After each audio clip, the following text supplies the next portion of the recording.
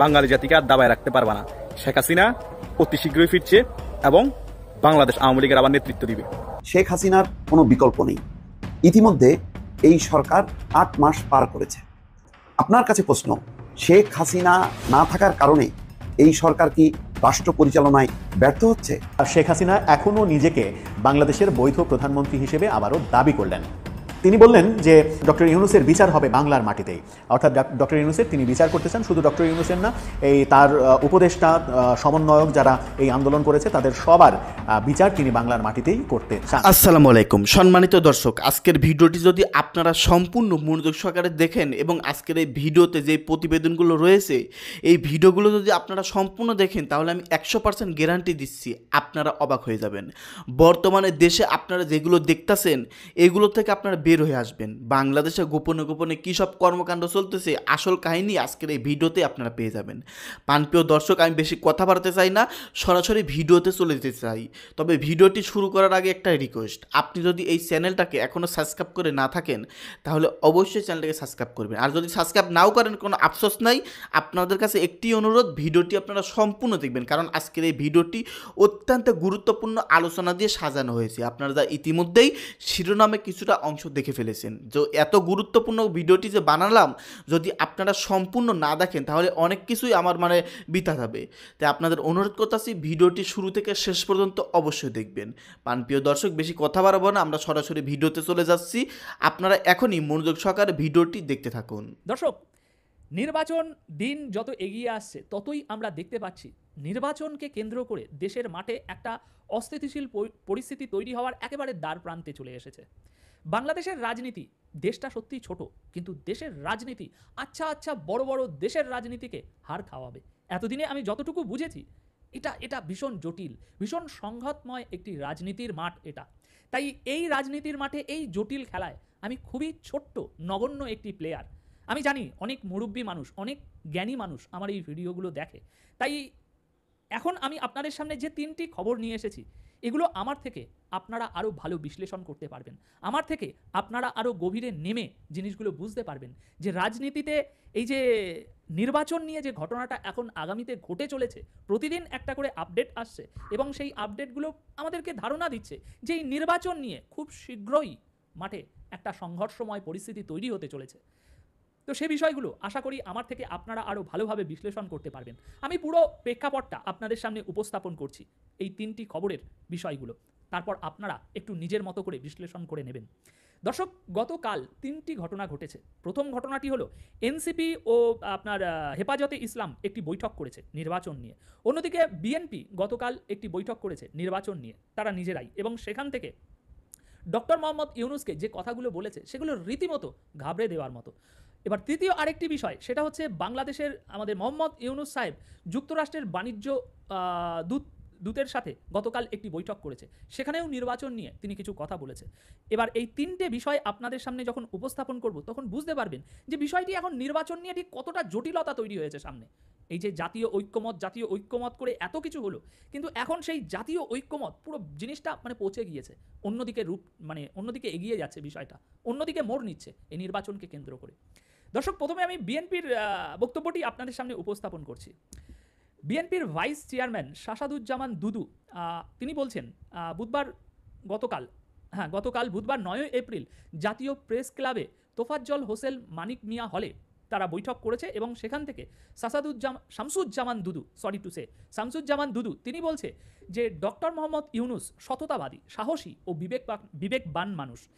যেহেতু তিনি এতই বিবেকবান মানুষ, এতই সততা আছে তার মধ্যে, তাহলে তার নিজের ছেলেদের রাস্তায় ঠেলে দিচ্ছেন কেন? তিনি নিজেই পদত্যাগ করে দলের দায়িত্ব গ্রহণ করুন, নির্বাচনে অংশগ্রহণ করুন। সুতরাং ডাইরেক্ট থ্রেট দিচ্ছে। এই সব কথাবার্তা আওয়ামী লীগের বা আমরা বললে মানায়, কিন্তু বিএনপির মুখ থেকে এখনও বেশি দিন হয়নি, বিএনপির মুখ থেকে এরকমই কথাবার্তা বেরিয়ে আসছে ডক্টর মোহাম্মদ ইউনূসকে নিয়ে। এছাড়াও বিএনপি আরও সরাসরি হুঁশিয়ারি দিচ্ছে। তারা বলছে যে বিএনপিকে রাস্তায় নামতে বাধ্য করবেন না, বিএনপি রাস্তায় নামার আগেই নির্বাচন দিন, বিএনপি রাস্তায় নামলে কি হবে শেখ হাসিনার দিকে তাকিয়ে দেখুন ফলাফল। তাছাড়া বলা হচ্ছে নির্বাচন এবছরের ডিসেম্বরের মধ্যেই হতে হবে, মন্তব্য করে তিনি বলছেন, নির্বাচন হবে, নির্বাচন ঠেকানোর মতো সাহস কারণ নেই, নির্বাচন এবছরের ডিসেম্বরের মধ্যেই হতে হবে, এটা এখন আমরা দাবি করছি, কিন্তু আমরা খুব শীঘ্রই প্রমাণ করে ছাড়ব যে ডিসেম্বরেই নির্বাচন হবে। সুতরাং কথার গভীরতা বুঝতে পারছেন, এবং এই জাতীয় ঐক্যের মধ্যে ঠিক এখন কতটা ফাটল ইতিমধ্যেই ধরে গিয়েছে বুঝতে পারছেন। তারা সরাসরি চ্যালেঞ্জ দিচ্ছে যে আমরা প্রমাণ করে ছাড়বো এই ডিসেম্বরেই নির্বাচন হবে। আর বিএনপি রাস্তায় নামার আগে নির্বাচন দিন, কেননা বিএনপি রাস্তায় নামলে কি হতে পারে সেই হিসাবে হুঁশিয়ারি দেওয়া হচ্ছে। তো এটা হচ্ছে বিএনপির দিক। এবার আপনাদের সামনে গতকাল বুধবার বেলা 11:30টার দিকে রাজধানীর বাংলো মোটরে এনসিপির কেন্দ্রীয় কার্যালয়েও একটি বৈঠক হয়েছে। এই বৈঠকে আপনার 4টি শর্ত উঠে এসেছে, এবং এই 4টি শর্তে ঐক্যমত হয়েছে জাতীয় নাগরিক পার্টি এনসিপি ও হেফাজতে ইসলাম বাংলাদেশ। 4টি শর্তে তারা একমত হয়েছে। এখন সেই শর্তগুলো একটু ভালো করে বুঝুন, গভীরভাবে বোঝার বিষয় আছে কিন্তু ভাইজানেরা। শর্তগুলো হচ্ছে, গণহত্যার দায়ে দল হিসাবে আওয়ামী লীগের বিচার করতে হবে, বিচার না হওয়া পর্যন্ত আওয়ামী লীগের নিবন্ধন বাতিল এবং রাজনৈতিক ও সাংগঠনিক কার্যক্রম স্থগিত রাখতে হবে, নির্বাচনের আগেই আওয়ামী লীগের বিচারের পদক্ষেপ দৃশ্যমান করতে হবে ও আওয়ামী লীগকে সন্ত্রাসী সংগঠন হিসাবে ঘোষণা করতে হবে। এবার সমস্যাটা কোথায় বাজছে জানেন? সমস্যাটা বাজছে নির্ভরযোগ্য কিছু সূত্র বলছে, গণমাধ্যমের বরাতে আমরা যেগুলো জানতে পারছি, বাংলাদেশেরই নির্ভরযোগ্য কিছু সূত্র বলছে যে এই হেফাজতে ইসলাম আর জাতীয় নাগরিক পার্টি এই যে শর্তগুলোতে একমত হয়েছে, এসব শর্ত বাস্তবায়ন করতে গেলে আগামী 2027 সালের দিকে নির্বাচন হতে পারে। তাছাড়া এই শর্তগুলো বাস্তবায়ন করা সম্ভবও না হতে পারে। এখন সম্ভব না হতে পারে সেটা তো আমরা জানি, ওটা আমরা আমাদের দিক থেকে 100% নিশ্চিত যে শেখ হাসিনার বিচার করা, আওয়ামী লীগকে সন্ত্রাসী সংগঠন হিসাবে একেবারে পার্মানেন্টলিভাবে ঘোষণা দেওয়া, এগুলো তাদের দ্বারাই সম্ভব নয়। যদি সম্ভব হতো এতদিনে অনেক কিছুই হয়ে যেত, অ্যাটলিস্ট আমরা পদক্ষেপ দেখতে পেতাম, কিন্তু সেসব কিছুই হচ্ছে না। আমরা নিশ্চিত যেগুলো হবে না। এখন আমাদের কথা ছেড়ে দিলাম, তাদেরই নির্ভরযোগ্য সূত্র বলছে যে যদি এই শর্তগুলো বাস্তবায়ন করাও যায় তাহলে সেটা 2027 সালের আগে হবে না, আর 2027 সালের পর যখন এটা হবে তারপরে নির্বাচন হবে। তারা তো জাতীয় নাগরিক পার্টি আর হেফাজতে ইসলাম তো ঐক্যমত হয়েছে কালকের বৈঠকে যে আওয়ামী লীগের বিচারের পদক্ষেপ দৃশ্যমান করতে হবে নির্বাচনের আগেই। আওয়ামী লীগের বিচার মানে শেখ হাসিনাকে শাস্তি দেওয়ার বিচার, শেখ হাসিনাকে প্রত্যার্পণ করে বাংলাদেশে এনে তার বিচার করে হেফাজতে ঢোকানো, জেলে ঢোকানো, এটাই তো তাদের মূল উদ্দেশ্য, তাই না?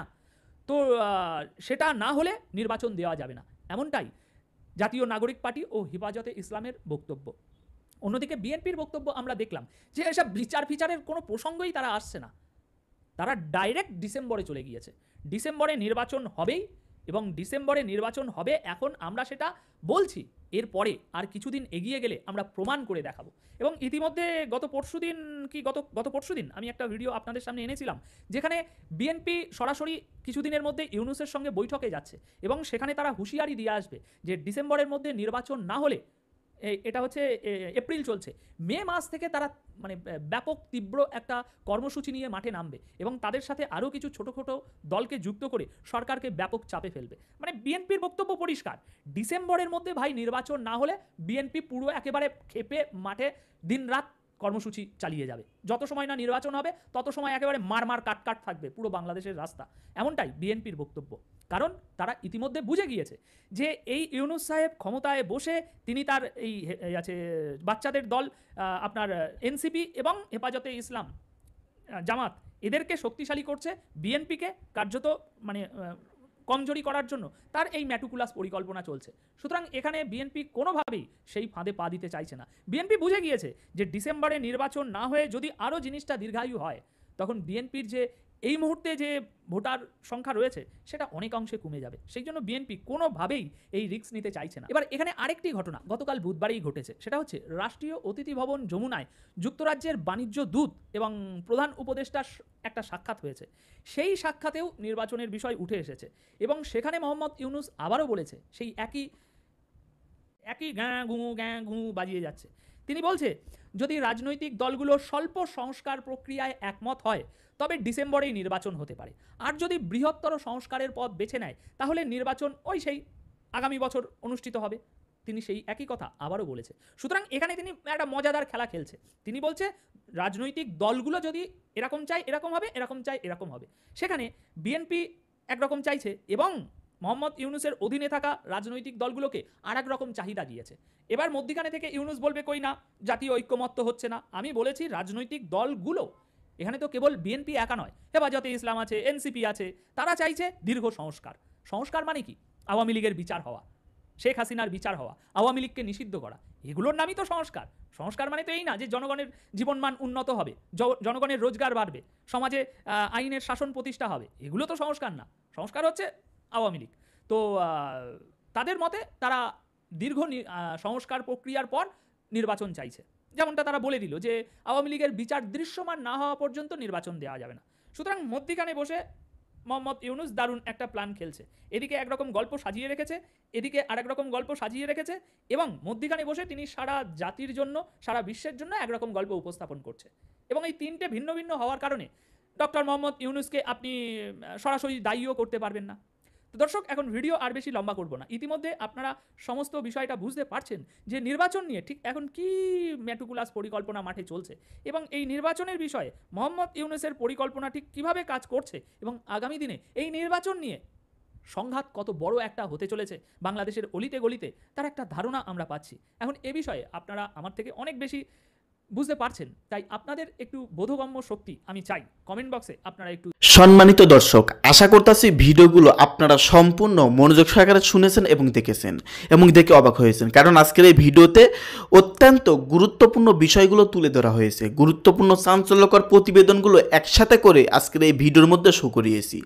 দর্শক মণ্ডলী, আমি বেশি কথা বাড়াতে চাই না, শুধু এটাই বলবো, আপনারা বাংলাদেশের যেসব কর্মকাণ্ড হচ্ছে, যেসব কিছু দেখতেছেন, এগুলো আপনারা স্বপ্নের মতন, কিন্তু পিছনে মানে ক্যামেরার পিছনে, বাংলাদেশ সরকারের ক্যামেরার পিছনে যেগুলো কর্মকাণ্ড হচ্ছে, এইগুলো যদি আপনারা দেখেন, আমি নিশ্চিত আপনারা অবাক হয়ে যাবেন, আপনারা রাজপথে নামতে বাধ্য হবেন। প্রিয় দর্শক, এই সরকার যখন ক্ষমতায় থেকে চলে যাবে তখনই এই কর্মকাণ্ডগুলো আপনারা জানতে পারবেন, তার আগে নয়। প্রিয় দর্শক মণ্ডলী, আমি বেশি কথা বাড়াবো না এই সম্পর্কে, শুধু এটাই বলবো, ভিডিওটি শুরু থেকে শেষ পর্যন্ত দেখেছেন, এই জন্য আপনাদের সবাইকে অসংখ্য ধন্যবাদ। প্রিয় দর্শক, যেগুলো দেখতেছেন এগুলো সত্য নয়, যেগুলো দেখতেছেন না এটাই পরবর্তীতে সত্য। হ্যাঁ দর্শক, ভিডিওটি এখানে শেষ করছি, সকলেই ভালো থাকবেন, ধন্যবাদ।